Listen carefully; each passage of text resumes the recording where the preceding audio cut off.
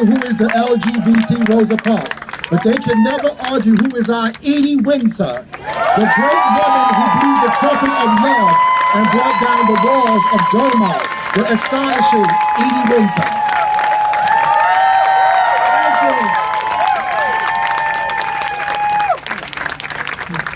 I feel like an old lady jerk after all of them, okay? I'm taking a totally different path. Thank you for giving me this opportunity to talk about the gay community. How joyfully we've grown on the one hand, and how hugely important job facing the community today, the homeless youth.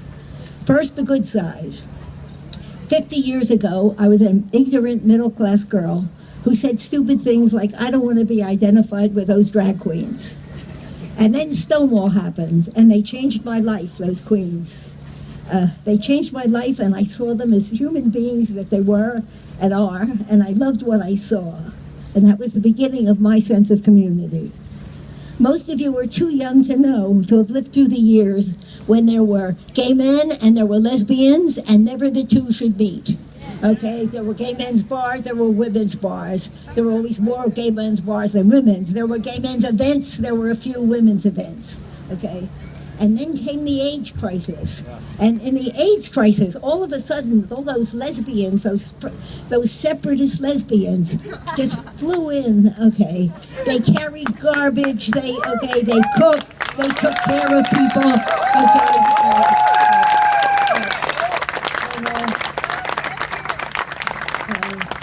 And nothing was enough, okay.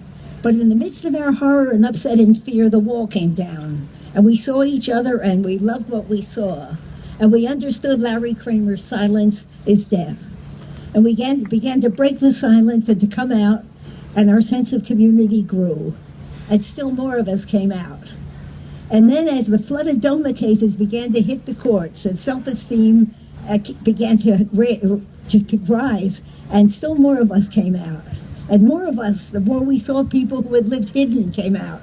And we saw them for the first time, and we loved what we saw. And our self-esteem grew more, and more of us came out. And when the Supreme Court of the United States said we deserve respect and equality, we came out in droves and saw each other even more, still more. And not just the effect of our self-esteem, but we affected a majority of our fellow Americans who saw us as people who lived and loved the way they did, and whose kids played with and went to school with their kids. But a large piece of our community never got to the joyous side of coming out. They are the homeless gay youth. Okay. I've just read, I only learned today how many, that there are hundreds of thousands of LGBT youth in the streets, suffering, homeless. Okay. When we began to find the courage to pursue the truth of our hearts, we never expected that so many kids would be thrown out of their homes for showing the same courage. No child, no youth should be left to suffer in the streets without shelter. Particularly not because he's LGBT, but no kid, okay? It's not fair, it's not just, it's not American, in fact, okay? Okay.